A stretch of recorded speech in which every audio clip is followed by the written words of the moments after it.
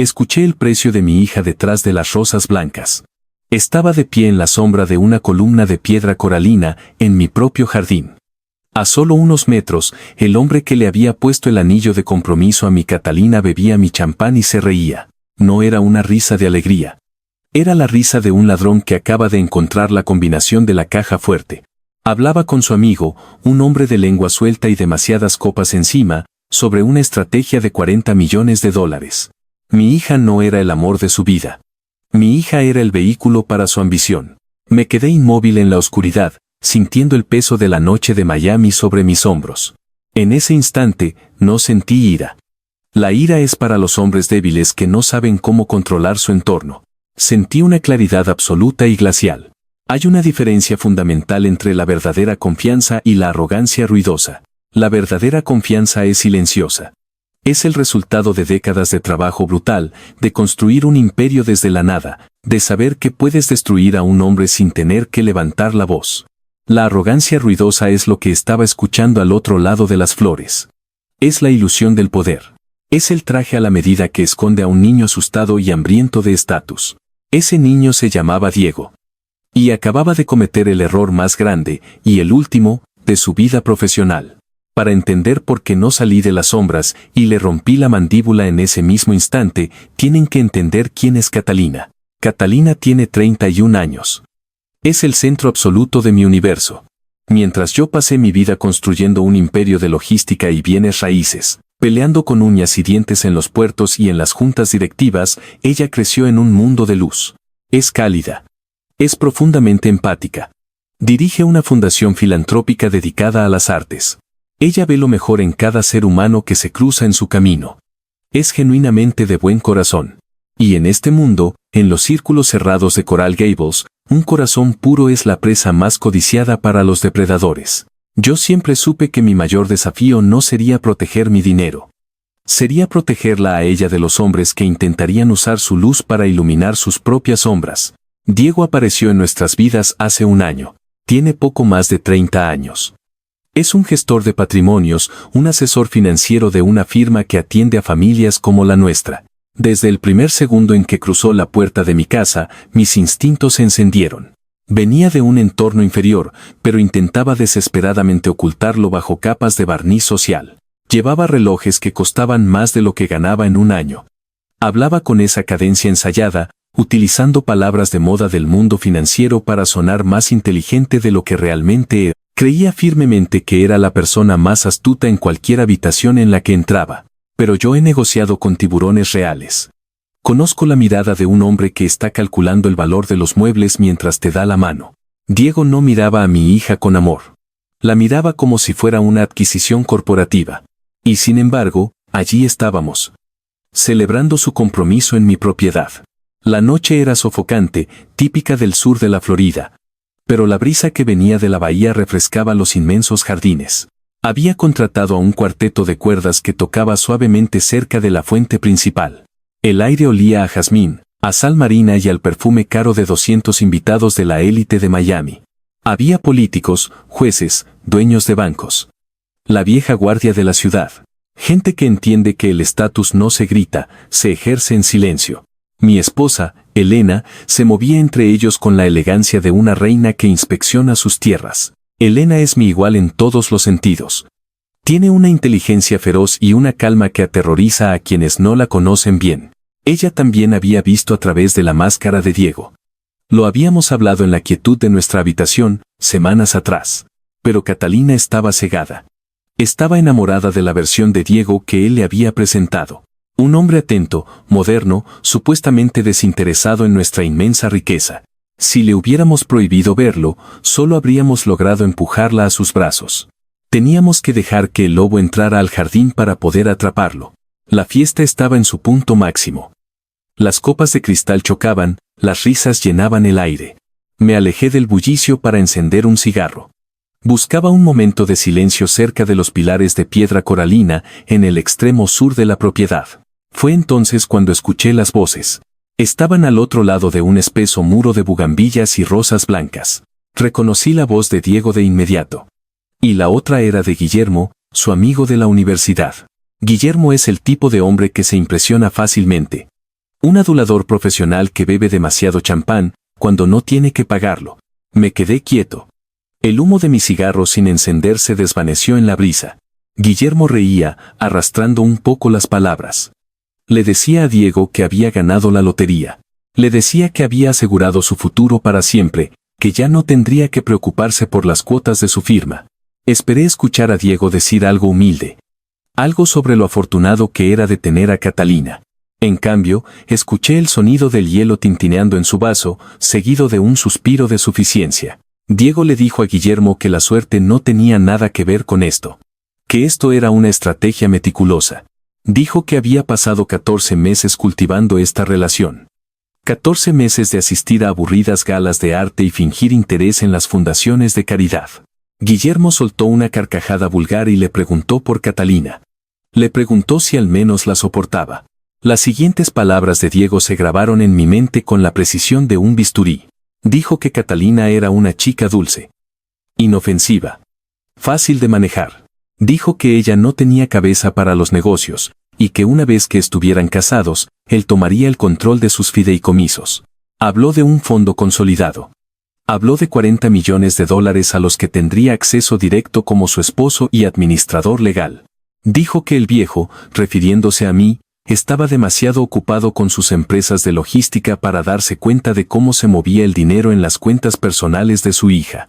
Diego se rió. Una risa fría, metálica, desprovista de cualquier rastro de humanidad. Dijo que yo era un dinosaurio. Que había construido la riqueza, pero que él, la nueva generación, iba a disfrutarla. Cerré los ojos en la oscuridad. En ese momento, mi cuerpo entero pedía violencia. Mis manos, que hace 40 años cargaban cajas en los muelles de Miami bajo el sol abrasador, se cerraron en puños tan apretados que las uñas se clavaron en mis palmas. Podría haber dado 3 pasos alrededor de ese muro de flores. Podría haberlo tomado por el cuello de su esmoquín de seda italiana. Podría haberlo arrastrado frente a los 200 invitados, frente a los jueces y los banqueros, y haberlo destruido a golpes en medio de la pista de baile. Pero si hacía eso, yo sería el villano. Catalina me odiaría. Pensaría que su padre, el viejo controlador, había arruinado su felicidad por un ataque de celos. Diego se convertiría en la víctima. Un mártir del amor, expulsado injustamente por un patriarca tiránico. No. La violencia física es un recurso barato. Es ruidosa. Es desordenada. Yo no iba a golpearlo. Iba a construir una habitación a su alrededor. Una habitación sin puertas, sin ventanas, donde las paredes se irían cerrando tan lentamente que él no se daría cuenta hasta que le faltara el aire. Iba a dejar que su propia codicia fuera el cemento de su tumba. Guardé el cigarro en mi bolsillo. Ajusté los puños de mi camisa. Respiré hondo, dejando que el aroma del jazmín llenara mis pulmones, y caminé de regreso a la luz. La fiesta seguía su curso. Nadie había notado mi ausencia. Busqué a Elena con la mirada. Estaba conversando con la esposa del alcalde, sosteniendo una copa de agua mineral con limón. Nuestros ojos se encontraron a través de la multitud. No necesité hacer ningún gesto exagerado. Solo sostuve su mirada un segundo más de lo normal y bajé la barbilla una fracción de milímetro. Elena se disculpó con su interlocutora con una sonrisa perfecta y caminó hacia mí.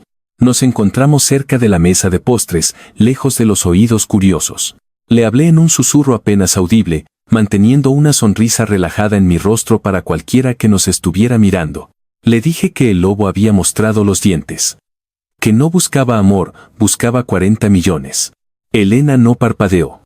Su expresión no cambió en absoluto, siguió sonriendo a los invitados que pasaban. Con una voz suave, fría como el hielo, me preguntó qué íbamos a hacer.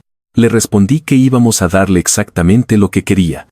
Íbamos a darle tanto dinero que se ahogaría en él. Elena asintió lentamente. Entendió el plan sin que yo tuviera que explicarle los detalles. Esa es la fuerza de nuestro matrimonio. Somos 2 arquitectos trabajando en el mismo diseño. La noche avanzaba. Los invitados comenzaron a despedirse. Catalina estaba radiante. Bailaba descalza en el césped con sus amigas, mostrando el anillo de diamantes que yo sabía que Diego había comprado a crédito. Me acerqué a Diego. Estaba de pie cerca de la barra, despidiendo a Guillermo con un abrazo fraternal. Cuando me vio acercarme, enderezó la espalda y adoptó su postura de hombre de negocios. Esa sonrisa ensayada, esos ojos calculadores que intentaban proyectar confianza. Le puse una mano en el hombro, un gesto paternal. Un gesto de bienvenida a la familia. Sentí cómo se tensaba bajo mi mano, tratando de mantener la compostura. Le dije que había sido una noche magnífica. Que estaba feliz de verlo integrarse tan bien. Él respondió con su tono pulido, diciendo que era un honor. Que Catalina era su mayor tesoro. Tuve que reprimir el asco que me produjo escuchar su voz. En lugar de eso, le sonreí. Una sonrisa cálida, abierta. Le dije que, ahora que iba a ser parte de la familia, quería hablar con él sobre el futuro. Mencioné, de manera casual, como si fuera un pensamiento de último minuto, que estaba reestructurando algunos de mis activos líquidos. Le dije que tenía un capital considerable que necesitaba ser gestionado de manera más agresiva. Hablé de una oportunidad de inversión. Algo interno. Algo exclusivo para la familia. No le di cifras. No le di detalles. Solo dejé caer la carnada en el agua. Vi cómo sus pupilas se dilataban. Vi cómo la codicia atravesaba su máscara de sofisticación por una fracción de segundo. Trató de sonar profesional. Trató de ocultar su entusiasmo detrás de palabras como diversificación y perfiles de riesgo. Me dijo que estaría encantado de revisar mi portafolio. Que su firma tenía las herramientas perfectas para optimizar mis rendimientos. Lo interrumpí suavemente. Le dije que no quería involucrar a su firma. Le dije que esto sería algo privado. Entre él y yo. Una sociedad de inversión familiar. Le pedí que me llamara el lunes para almorzar y discutir los detalles. Diego asintió, tragando saliva. Creía que había ganado. Creía que el viejo dinosaurio acababa de entregarle las llaves del reino. Me quedé en el pórtico de la entrada, viendo cómo el valet le traía su coche. Un coche deportivo alemán, alquilado, sin duda, para mantener las apariencias. Diego abrió la puerta para Catalina. Ella me lanzó un beso en el aire antes de subir. Él me miró por encima del techo del coche. Me dio un asentimiento de cabeza, lleno de esa arrogancia ruidosa que tanto despreciaba. Le devolví el gesto. Los vi alejarse por el camino de entrada, las luces rojas del coche desapareciendo en la oscuridad de Coral Gables. El silencio regresó a la propiedad. Los músicos se habían ido. Los camareros recogían las últimas copas. Elena apareció a mi lado. Me tomó del brazo en la oscuridad. Miré mi reloj. Eran las 2 de la mañana. Saqué mi teléfono del bolsillo del esmoquín. No era demasiado tarde para el hombre al que iba a llamar. Para él, el trabajo nunca se detenía. Marqué el número de Fernando, mi abogado personal. El arquitecto legal de mi imperio. El teléfono sonó 2 veces antes de que Fernando respondiera con su voz meticulosa y pausada.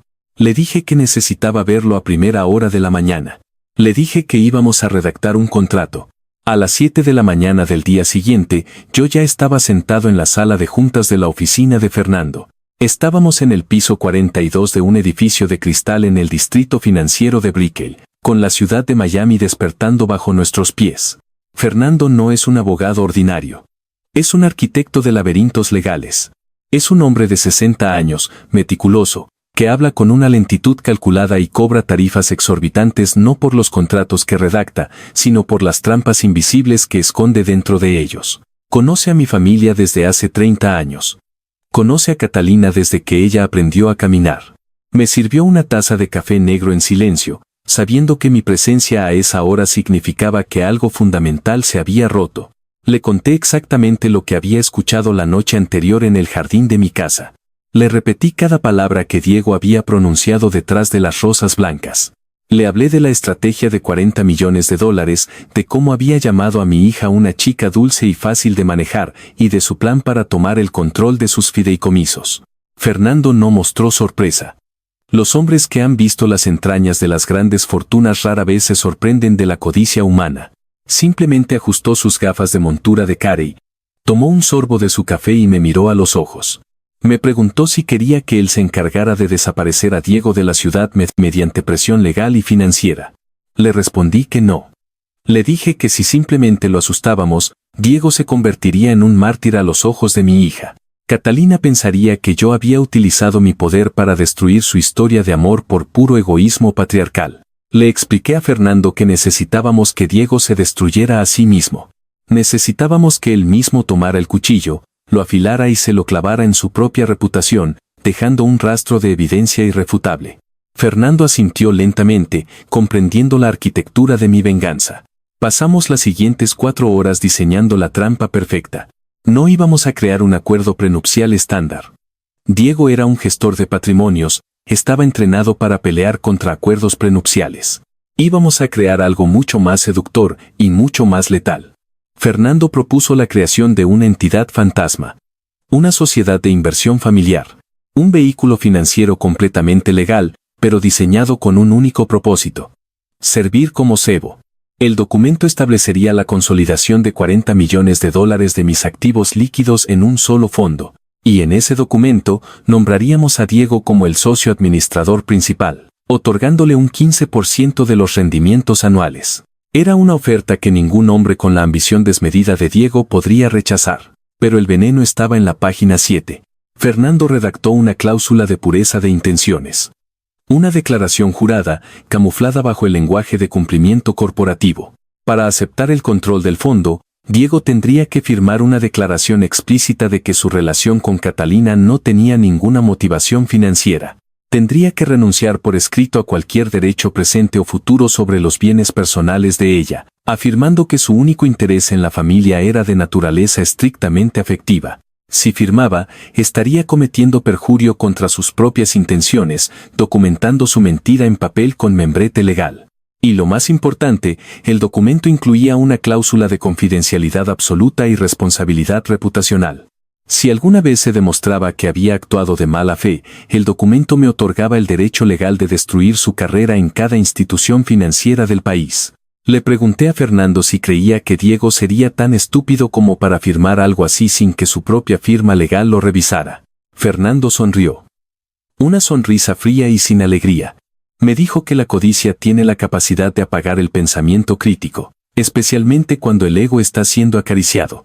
Me aseguró que si yo presentaba el documento en el entorno adecuado, con la presión psicológica correcta, Diego firmaría. Salí de la oficina de Fernando al mediodía, con el borrador del contrato guardado en el bolsillo interior de mi chaqueta. El siguiente paso era preparar el escenario. Esperé 3 días. 3 días de ver a Diego pasearse por mi casa, besando la mejilla de mi hija, fingiendo ser el hombre perfecto. Cada vez que lo veía sonreír, sentía un nudo de asco en el estómago, pero mantuve mi rostro como una máscara de piedra. La paciencia es el arma más devastadora que posee un hombre viejo. El jueves por la mañana, lo llamé a su oficina. Le hablé con un tono cálido, casi confidencial. Le dije que había llegado el momento de tener nuestra reunión sobre el futuro. Lo invité a almorzar el viernes. Pero no en cualquier lugar. Elegí un club privado en el corazón de Coral Gables. Un lugar que no tiene letrero en la puerta, ni presencia en internet. Un lugar donde los políticos, los jueces y los verdaderos dueños de la ciudad deciden el destino de millones de dólares entre platos de mariscos y copas de vino añejo. Es un lugar diseñado para intimidar a los que no pertenecen.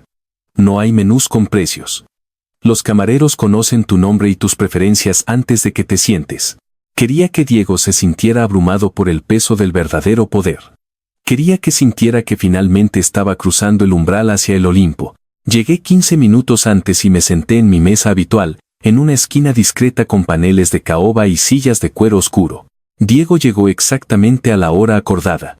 Lo vi caminar por el comedor.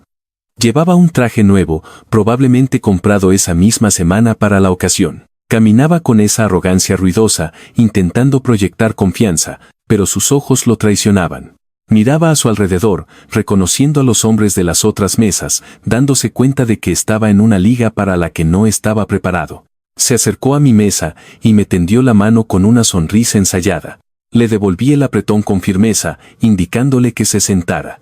No le permití ver el menú. Ordené por los dos. Un gesto sutil de dominación absoluta. Durante los primeros 40 minutos, no hablé de negocios. Hablé de la historia de mi familia. Le conté cómo llegué a este país sin nada, cómo construí mi primera empresa de logística durmiendo en los almacenes. Le hablé del valor de la lealtad, del peso del apellido y de la importancia de proteger a los nuestros.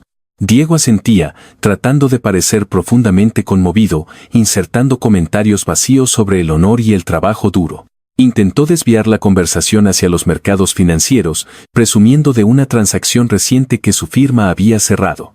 Lo escuché pacientemente y luego, con una sola pregunta técnica sobre la estructura de riesgo de su transacción, desmoroné su argumento. Vi cómo tragaba saliva, dándose cuenta de que no estaba hablando con un viejo dinosaurio, sino con un depredador que conocía el océano mejor que él. Lo había desequilibrado. Lo había puesto exactamente donde lo quería. Vulnerable, ansioso por complacer y desesperado por demostrar su valía. Cuando los camareros retiraron los platos principales y trajeron el café expreso, el ambiente en la mesa cambió. Me incliné hacia adelante, apoyando los antebrazos sobre la madera pulida. Bajé la voz, obligándolo a inclinarse también para poder escucharme. Le dije que había estado observando su trayectoria, que admiraba su ambición. Le dije que, como futuro esposo de mi hija, quería que dejara de ser un simple empleado en una firma de terceros. Quería que trabajara para la familia. Para nosotros. Saqué una carpeta de cuero negro de mi maletín y la puse sobre la mesa, justo entre nuestras tazas de café. La abrí lentamente. Le expliqué que estaba consolidando una parte de mis activos en una nueva sociedad de inversión. Pronuncié la cifra con una calma absoluta. $40 millones. Observé su reacción física. Fue microscópica, pero innegable. Sus pupilas se dilataron. Su respiración se detuvo por una fracción de segundo. Sus dedos se contrajeron ligeramente sobre la mesa. Era la reacción de un adicto al que le acaban de poner la dosis más grande de su vida frente a los ojos. Le dije que quería que él fuera el socio administrador de ese fondo. Le ofrecí un 15% de los rendimientos anuales, más control ejecutivo sobre las decisiones de inversión. Diego intentó mantener su máscara profesional. Intentó fruncir el ceño como si estuviera evaluando los riesgos. Pero la codicia irradiaba de su piel como calor. Me dijo que era un honor increíble. Que no sabía qué decir. Que prometía multiplicar ese capital en menos de 5 años. Levanté una mano, deteniendo su discurso ensayado. Le dije que había una condición. Una formalidad, en realidad. Le expliqué que, debido a la magnitud del capital y a las reglas de mis otros fideicomisos, mis abogados requerían un protocolo de cumplimiento. Deslicé el documento de Fernando hacia él. Le dije, con un tono casi aburrido, que era una simple declaración de intenciones. Un documento que certificaba ante la junta directiva que su entrada a la familia no estaba motivada por este fondo. Le expliqué que era una tradición en las familias de nuestro nivel. Una forma de separar los negocios del afecto. Le dije que el documento establecía que él renunciaba a cualquier interés financiero personal en el patrimonio de Catalina y que aceptaba este rol puramente como un gestor profesional. Diego miró el papel. Luego me miró a mí. Por un segundo, vi la duda en sus ojos. Su instinto de supervivencia le decía que algo andaba mal. Le dije que, por supuesto, podía llevarse el documento. Que podía pedirle a los abogados de su firma que lo revisaran durante un par de semanas. Pero luego, con una voz suave y letal, añadí que si el documento salía de esta mesa, la oferta de los 40 millones se retiraba. Le dije que en mi mundo, los negocios de familia se basan en la confianza absoluta y en decisiones rápidas. Le dije que si necesitaba que un abogado le explicara sus propios sentimientos hacia mi hija, entonces tal vez no era el hombre adecuado para ella. La trampa estaba cerrada. Si se negaba a firmar, perdía los 40 millones y quedaba expuesto como un hombre que no confiaba en sus propias intenciones. Si firmaba, caía directamente en la guillotina legal que Fernando había construido. El silencio en la mesa fue denso. El sonido de los cubiertos de plata chocando contra la porcelana en las otras mesas parecía lejano. Diego miró el número impreso en la primera página. 40 millones. Ese número apagó cualquier alarma en su cerebro. Su arrogancia lo convenció de que era más inteligente que yo. Pensó que esto era solo el capricho de un viejo rico que quería sentirse en control. Pensó que una vez que estuviera casado con Catalina, este documento no importaría. Sacó una pluma estilográfica del bolsillo interior de su chaqueta. No leyó la página 7. No leyó la cláusula de responsabilidad reputacional. Simplemente fue a la última página y firmó su nombre con trazos rápidos y seguros. Me devolvió la carpeta con una sonrisa que intentaba ser humilde, pero que rezumaba victoria. Me dijo que no necesitaba abogados para confirmar lo que sentía por Catalina. Tomé la carpeta, la cerré y la guardé en mi maletín. Le sonreí. Una sonrisa que no llegó a mis ojos. Le dije que estaba muy contento de escuchar eso. Lo que Diego no sabía era que, en el bolsillo superior de mi chaqueta, detrás del pañuelo de seda, había una grabadora digital encendida. Había grabado cada palabra de nuestra conversación. Había grabado su aceptación de los términos. Había grabado su mentira. El almuerzo terminó con un brindis. Levantamos nuestras copas de agua mineral. Él brindó por el futuro. Yo brindé por la verdad. Nos despedimos en la puerta del club. Lo vi caminar hacia su coche con un paso ligero, el paso de un hombre que cree que acaba de conquistar el mundo. Yo me subí a mi auto y conduje en silencio. Tenía el arma cargada. Tenía la firma. Tenía la grabación. Pero ahora venía la parte más difícil de todo este proceso, la espera. Pasaron 3 semanas. 21 días de agonía silenciosa. Los preparativos de la boda continuaban a un ritmo frenético. La casa estaba constantemente llena de organizadores de eventos, floristas y diseñadores. Catalina estaba radiante. Pasaba horas en el jardín con su madre, eligiendo los arreglos florales, discutiendo la lista de invitados. Cada vez que la veía sonreír, sentía que un bloque de hielo se instalaba en mi pecho. Sabía que yo era el hombre que iba a apagar esa luz. Sabía que yo iba a ser el portador de la destrucción de su felicidad. Hubo noches en las que me senté solo en la oscuridad de mi estudio, bebiendo whisky, preguntándome si estaba haciendo lo correcto. Me preguntaba si no sería mejor dejarla vivir en la mentira. Si no sería mejor simplemente controlar a Diego desde las sombras y dejar que ella fuera feliz. Pero Elena siempre estaba ahí para recordarme la verdad. Mi esposa entraba al estudio, se sentaba frente a mí y me tomaba de las manos. Con su voz tranquila y firme, me decía que una mentira no es un refugio. Es una prisión. Me decía que Catalina era fuerte. Que tenía nuestra sangre. Que sobreviviría a la decepción, pero que no sobreviviría a una vida entera de manipulación. Elena tenía razón. Proteger a un hijo no significa evitarle el dolor. Significa evitarle la ruina. Diego venía a cenar casi todas las noches. Se comportaba como el dueño de la casa. Trataba a los empleados con una familiaridad condescendiente que me hervía la sangre.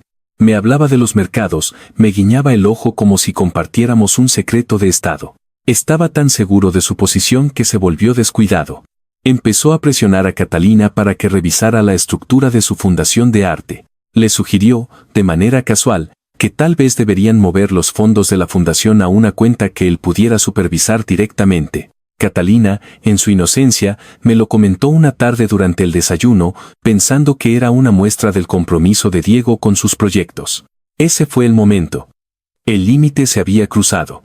No iba a permitir que ese parásito pusiera sus manos ni siquiera en la periferia de los sueños de mi hija. Era un martes por la tarde. El cielo de Miami estaba gris, amenazando con una tormenta de verano. Llamé a Catalina a su teléfono. Estaba en la galería de arte, supervisando una nueva exposición. Le pedí que viniera a la casa de inmediato. Le dije que era urgente, pero mantuve mi voz completamente neutral. Llegó 40 minutos después. Entró a la casa con paso rápido, buscando mi rostro para ver si alguien había muerto o si había ocurrido una tragedia familiar. La guié hacia mi estudio privado. Una habitación forrada de caoba, con estanterías llenas de libros antiguos y pesadas cortinas que bloqueaban la luz del sol. Elena ya estaba allí. Estaba sentada en uno de los sillones de cuero, con la espalda perfectamente recta y las manos cruzadas sobre el regazo. Su rostro era una máscara de serenidad, pero yo conocía la tensión en sus hombros. Catalina se detuvo en el centro de la habitación. Miró a su madre, y luego me miró a mí.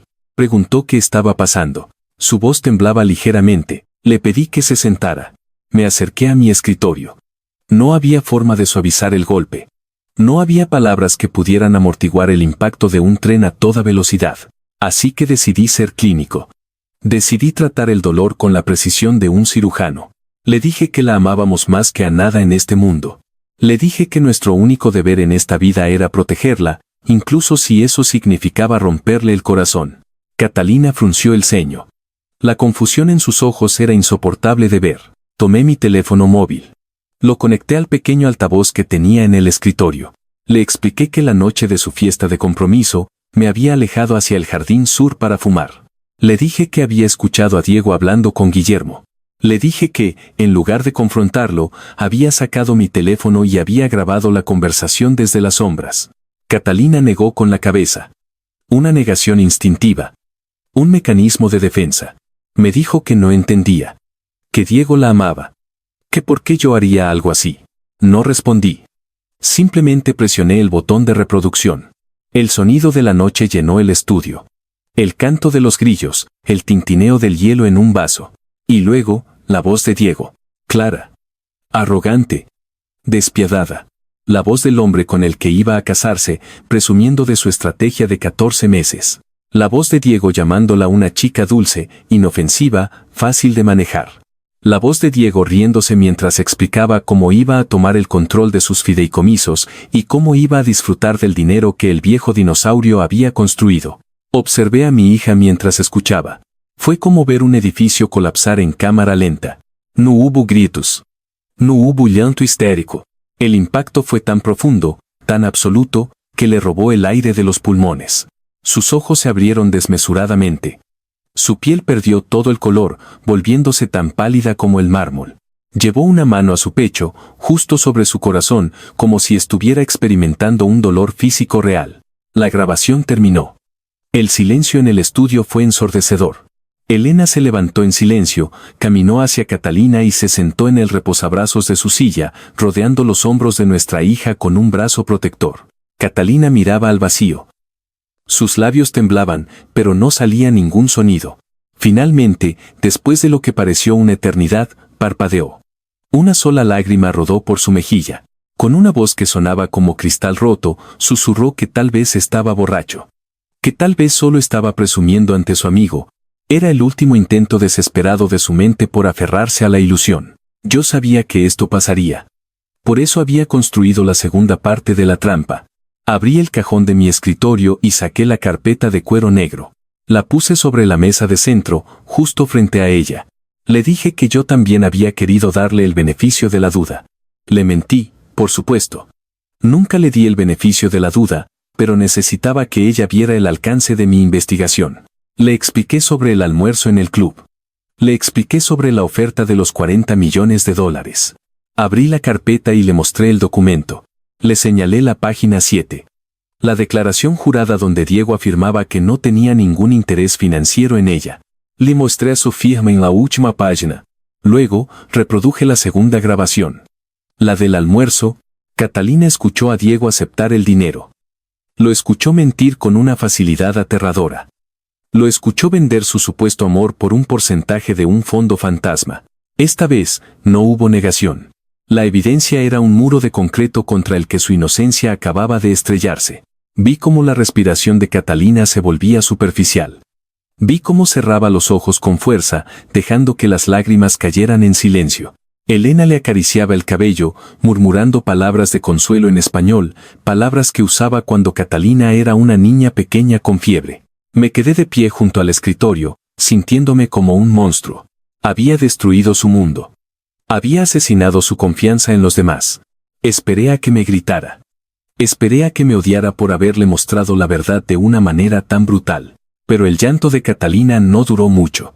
Fueron apenas unos minutos de dolor puro y destilado. Luego, algo cambió en la habitación. La temperatura pareció descender. Catalina abrió los ojos. Las lágrimas se habían detenido. Se secó las mejillas con el dorso de la mano. Su postura cambió. Dejó de estar encorvada. Enderezó la espalda, alejándose ligeramente del abrazo de su madre. Miró el documento sobre la mesa. Miró la firma del hombre que la había tratado como una transacción comercial. Y luego, levantó la vista y me miró a mí. No vi a la chica dulce y empática que dirigía una fundación de arte. Vi a mi hija. Vi la sangre de mi familia corriendo por sus venas. Vi la misma frialdad calculadora que me había permitido construir un imperio desde la nada. Su dolor no se había convertido en desesperación. Se había endurecido. Se había transformado en una resolución glacial. Diego estaba programado para venir a la casa esa misma tarde. Creía que venía a celebrar. Creía que venía a finalizar los detalles de su coronación como el nuevo príncipe de la familia. Catalina se puso de pie. Su rostro estaba inexpresivo, pero sus ojos ardían con un fuego frío y oscuro. Me miró fijamente, con una voz que no temblaba en absoluto. Me dijo que no cancelara la cena. Me dijo que quería que Diego entrara por esa puerta creyendo que había ganado. Y con una calma que me heló la sangre, añadió su última condición. Asentí lentamente, reconociendo en sus ojos la misma fuerza inquebrantable que había construido nuestra familia. No había nada más que decir. Mi hija había dejado de ser una víctima para convertirse en el juez y el verdugo de su propia historia.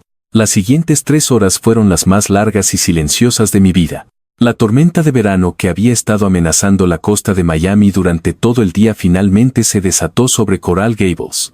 El cielo se volvió de un gris plomizo, casi negro, y la lluvia comenzó a golpear con furia los inmensos ventanales de nuestra biblioteca.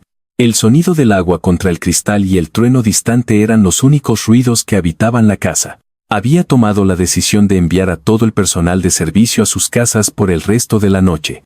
No quería testigos. No quería que nadie ajeno a nuestra sangre presenciara la ejecución que estaba a punto de llevarse a cabo. La biblioteca es la habitación más imponente de la propiedad. Está forrada en paneles de caoba oscura, con estanterías que se elevan hasta el techo y pesados sillones de cuero. Es una habitación diseñada para intimidar. Un santuario del pensamiento y del poder donde he tomado las decisiones más despiadadas de mi carrera. Elena se había cambiado de ropa. Llevaba un vestido oscuro, de líneas sobrias y elegantes, como si se estuviera preparando para asistir a un funeral de estado. Su rostro era una máscara de serenidad absoluta, pero sus ojos brillaban con la precisión fría de un cirujano a punto de hacer la primera incisión. Catalina no se había movido de su silla en el centro de la habitación. Se había quedado mirando el vacío durante horas, pero ya no había rastro de lágrimas en su rostro. La tristeza había sido reemplazada por una concentración absoluta, una quietud que me recordaba a mí mismo en mis años más duros, cuando tenía que destruir a un rival comercial sin mostrar una sola emoción. A las 8 en punto de la noche, los faros de un coche iluminaron el camino de entrada de la propiedad, cortando la oscuridad y la lluvia. Me acerqué a la ventana y miré a través del cristal mojado. Era el coche deportivo alemán de Diego. El mismo coche alquilado que usaba para proyectar una imagen de éxito que no le pertenecía. Lo vi apagar el motor y abrir la puerta. Se bajó del vehículo ajustándose la chaqueta de su traje a la medida, corriendo ligeramente hacia el pórtico para esquivar el aguacero. Llevaba una botella de champán en la mano. Una botella cara, envuelta en papel de seda.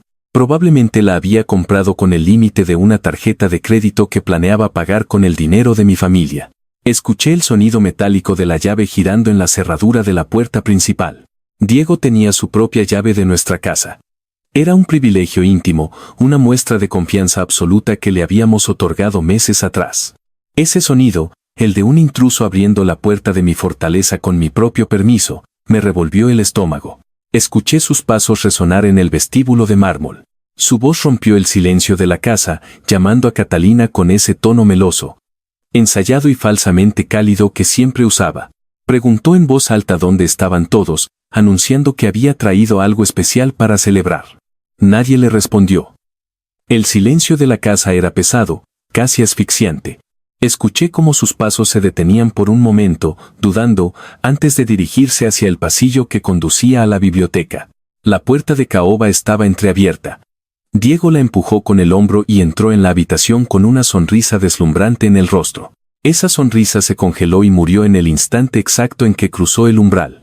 La atmósfera en la biblioteca era tan densa que parecía absorber el oxígeno del aire.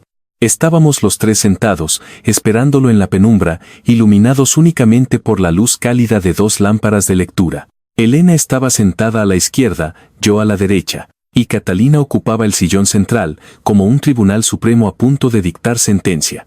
Nadie se levantó para saludarlo. Nadie le ofreció una copa. Nadie pronunció una sola palabra de bienvenida. Diego se detuvo en seco. La botella de champán colgaba inútilmente de su mano derecha. Sus ojos escanearon la habitación, saltando de mi rostro al de Elena y finalmente al de Catalina, buscando desesperadamente una explicación. Intentó reír.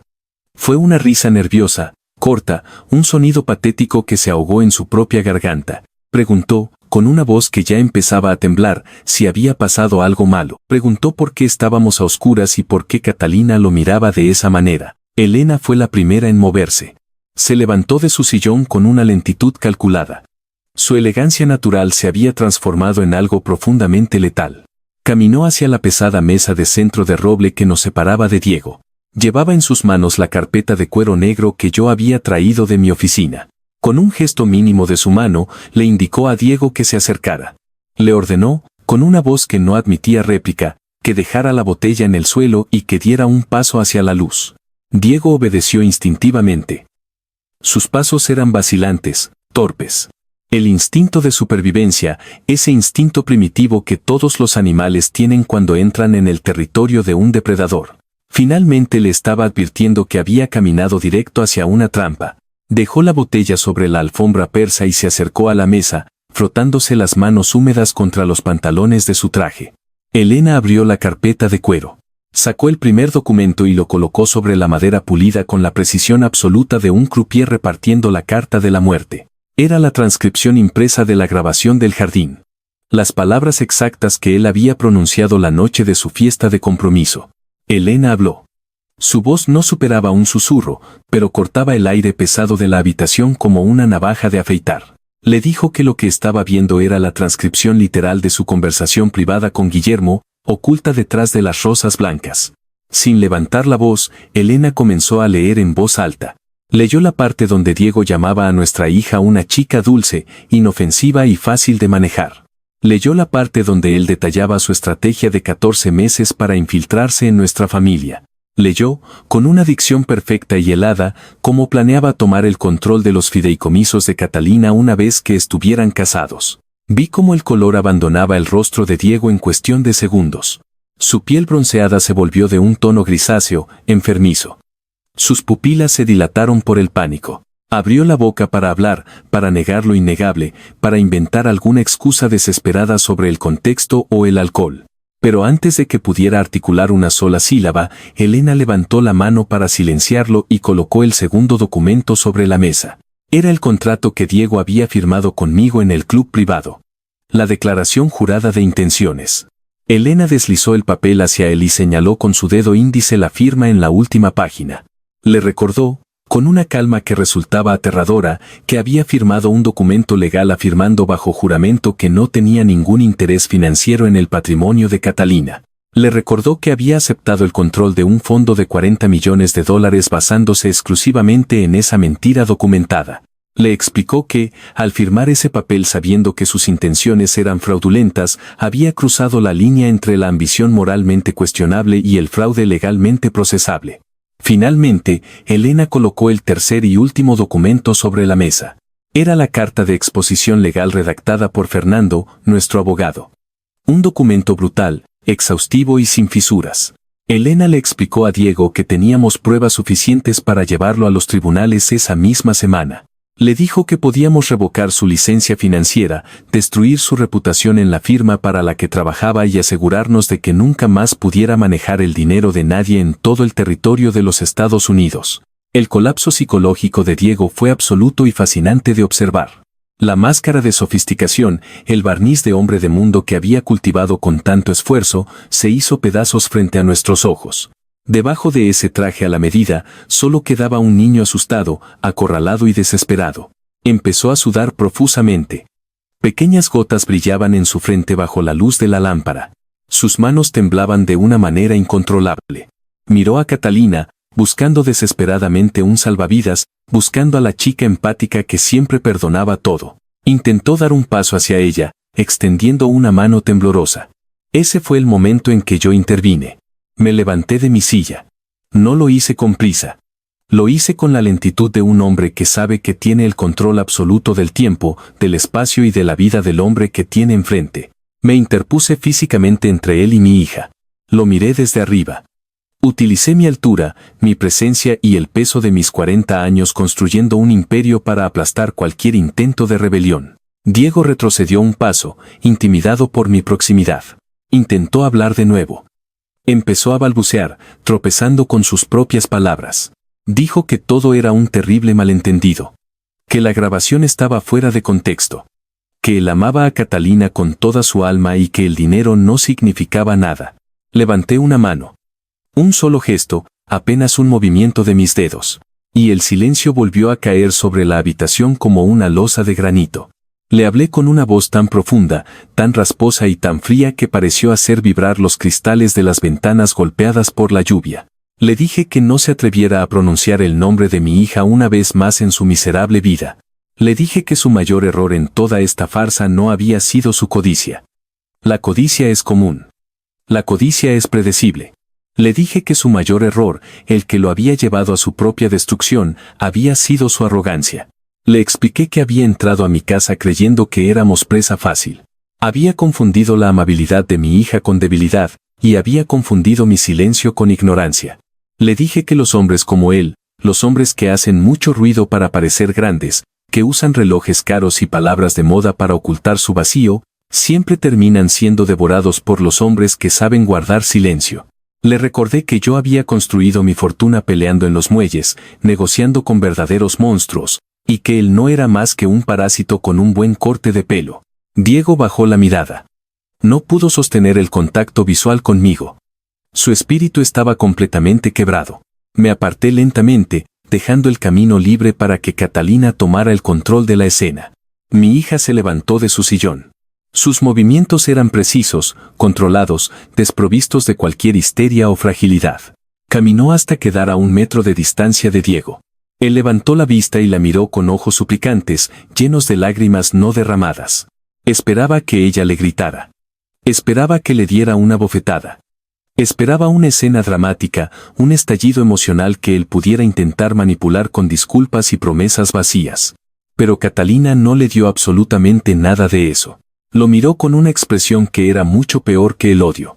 Lo miró con una lástima profunda, fría y devastadora. Habló en un tono suave, casi conversacional, sin elevar la voz ni un solo decibelio. Le dijo que lo más trágico de toda esta situación no era que él hubiera intentado robarle su dinero. El dinero se recupera. Le dijo que lo verdaderamente triste era que él nunca tuvo la capacidad de entender el valor real de lo que estaba perdiendo. Le confesó, con una honestidad brutal, que ella le habría dado el mundo entero si él simplemente hubiera sido un hombre honesto. Le dijo que ella estaba dispuesta a construir una vida a su lado, a compartir todo lo que tenía, sin importarle de dónde venía ni cuánto dinero había en su cuenta bancaria. Pero que ahora, al mirarlo a los ojos, ya no veía al hombre del que se había enamorado. Le dijo que solo veía a un hombre vacío, un cascarón hueco que valía exactamente lo que costaba la tela de su traje alquilado. Catalina levantó su mano izquierda. Con un movimiento fluido y sin dudarlo un segundo, se quitó el anillo de compromiso de diamantes. No se lo tiró a la cara. No hizo ningún gesto teatral. Simplemente dejó caer el anillo sobre los documentos legales que estaban esparcidos en la mesa de centro. El sonido del metal precioso y el diamante chocando contra la madera pulida resonó en la biblioteca como el golpe del mazo de un juez dictando una sentencia de cadena perpetua. Catalina no esperó una respuesta. No le dio la oportunidad de pronunciar una última mentira. Se dio la vuelta, con la espalda perfectamente recta, caminó hacia la puerta de la biblioteca y salió al pasillo. Segundos después, escuchamos el sonido pesado de la puerta cerrándose a sus espaldas. Ese sonido fue el punto final. La confirmación absoluta de que su relación estaba muerta y enterrada. Diego se quedó mirando la puerta cerrada, con la boca ligeramente abierta, completamente destruido. Había perdido a la mujer. Había perdido los 40 millones. Había perdido su futuro. Elena tomó el control de la habitación una vez más. Deslizó un último documento sobre la mesa, empujando el anillo de diamantes a un lado. Era un acuerdo de confidencialidad y responsabilidad reputacional. Un contrato blindado, diseñado para amordazarlo de por vida. Elena le explicó los términos con la frialdad metódica de un verdugo afilando el hacha antes de la ejecución. Le dijo que iba a firmar ese documento en ese mismo instante, sin hacer preguntas y sin llamar a ningún abogado. Le explicó que el acuerdo estipulaba que él nunca podría hablar de nuestra familia, de Catalina, ni de los eventos de esta noche con ninguna persona viva. Le dijo que si firmaba, le permitiríamos salir de esta casa con su libertad intacta, aunque sin un solo centavo de nuestro dinero. Pero si se negaba a firmar, o si alguna vez en el futuro se atrevía a mencionar nuestro apellido en público, lo destruiríamos sin piedad. Le aseguró, mirándolo fijamente a los ojos, que usaríamos toda nuestra influencia, y todo nuestro capital y todas nuestras conexiones en los círculos de élite de Miami para asegurarnos de que fuera excomulgado social y profesionalmente. Le prometió que nos encargaríamos de que ninguna firma financiera lo contratara, que ningún banco le abriera una cuenta y que su nombre se convirtiera en sinónimo de ruina en toda la costa este. Diego miró el documento. No leyó las cláusulas. No tenía la capacidad mental para procesar el lenguaje legal en ese momento. Sus manos temblaban de una manera tan violenta que apenas podía sostener la pesada pluma estilográfica que Elena le ofreció. Se inclinó sobre la mesa y firmó. Su firma, que semanas atrás en el club privado había sido un trazo amplio, seguro y lleno de arrogancia, ahora era un garabato patético, pequeño y tembloroso. Dejó la pluma sobre la mesa, soltando un suspiro que sonó como el gemido de un animal herido, y bajó la cabeza, aceptando su derrota total. Le ordené que se marchara. No lo dejé salir solo. Lo acompañé personalmente desde la biblioteca hasta la puerta principal de la casa. Caminamos juntos por el largo pasillo de mármol. El sonido de sus zapatos resonaba en el vacío de la propiedad. Ya no había arrogancia en su paso. Ya no había pecho inflado ni barbilla en alto. Caminaba encorvado, arrastrando ligeramente los pies, con los hombros caídos, como un prisionero de guerra caminando hacia su exilio definitivo. Llegamos al vestíbulo. Le exigí que me entregara la llave de la casa. La sacó de su bolsillo con manos torpes y la dejó caer en mi palma extendida sin atreverse a mirarme a la cara. Abrí la pesada puerta de roble. La tormenta seguía rugiendo afuera con la misma intensidad. El viento soplaba con fuerza, arrojando agua sobre los escalones del pórtico. Diego salió a la lluvia sin decir una sola palabra. No se despidió. No miró hacia atrás. Me quedé en el umbral, observando cómo caminaba hacia su coche deportivo. La lluvia empapó su traje caro en cuestión de segundos, arruinando la tela, aplastando su cabello perfectamente peinado contra su cráneo. Se subió al coche, encendió el motor y aceleró por el camino de entrada, desapareciendo en la oscuridad de la noche de Coral Gables. Cerré la puerta de roble y pasé el cerrojo de seguridad. La infección había sido extirpada de mi casa. Los muros de mi fortaleza volvían a ser impenetrables. Las semanas que siguieron a esa noche fueron un ejercicio magistral de limpieza quirúrgica y control de daños. No hicimos ningún anuncio público. No cancelamos la boda con un comunicado de prensa. No hubo escándalos ni lágrimas en revistas de sociedad. En nuestro mundo, en el verdadero mundo del dinero antiguo y el poder consolidado, las ejecuciones se llevan a cabo en el más absoluto silencio. Simplemente dejamos saber a las personas adecuadas, a través de conversaciones discretas en los clubes de campo y en las juntas directivas, que Diego ya no estaba asociado con nuestra familia. No tuvimos que dar explicaciones. El silencio de nuestra desaprobación fue suficiente. Fue una excomunión silenciosa, rápida y absoluta. Las invitaciones de Diego a las galas de caridad y a los torneos de golf desaparecieron de la noche a la mañana. Sus llamadas a los clientes de alto perfil, aquellos que había intentado cultivar usando el nombre de mi hija, dejaron de ser devueltas. Los guardias de seguridad de las comunidades cerradas de Miami recibieron instrucciones de no dejarlo pasar. Su firma financiera, dándose cuenta rápidamente de que su empleado estrella se había convertido en un paria radiactivo que ofendía a la familia más poderosa de la ciudad, lo despidió discretamente a finales de ese mismo mes. Diego desapareció de Miami como si nunca hubiera existido. Se evaporó bajo el peso aplastante de su propia irrelevancia. Catalina, por su parte, necesitaba espacio para sanar. El daño a su confianza había sido profundo. Había visto la peor cara de la ambición humana disfrazada de amor, y esa es una herida que requiere tiempo y silencio para cerrar. Elena y ella empacaron sus cosas y viajaron a Europa. Alquilaron una villa histórica en la Toscana, rodeada de viñedos y colinas verdes, lejos del ruido de Miami, lejos de los recuerdos tóxicos, rodeadas únicamente de arte, buena comida y paz. Yo me quedé en Florida, manteniendo el imperio en marcha, supervisando los puertos y las inversiones, asegurándome de que los cimientos de nuestra familia siguieran siendo de roca sólida. Ayer por la tarde, estaba sentado en mi estudio, revisando unos contratos de logística, cuando sonó mi teléfono personal. Era Catalina. Hablamos durante más de una hora. Su voz sonaba diferente. Sonaba más fuerte, más arraigada, despojada de esa ingenuidad ciega que la había puesto en peligro. Me contó sobre los viñedos, sobre la luz del sol cayendo sobre las colinas de Italia al atardecer, sobre un nuevo proyecto de restauración de arte que su fundación iba a financiar en Florencia, y entonces, mientras me contaba una anécdota sobre un mercado local, ocurrió el milagro. Por primera vez en meses, la escuché reír. No era una risa forzada para tranquilizar a su padre. No era una risa educada. Era una risa genuina, pura, profunda y completamente despojada de cualquier peso o dolor. El sonido de esa risa viajó a través del océano, entró por el auricular de mi teléfono y llenó cada rincón de mi estudio, disolviendo instantáneamente el último bloque de hielo que quedaba en mi pecho. Colgué el teléfono con una sonrisa en el rostro. Me levanté del escritorio, caminé hacia la ventana y miré hacia los inmensos jardines de mi propiedad. Las rosas blancas, las mismas rosas donde había comenzado toda esta pesadilla, brillaban ahora bajo la luz dorada del sol de la tarde. Hay hombres en este mundo que creen que el poder se mide por el miedo que inspiran en sus enemigos.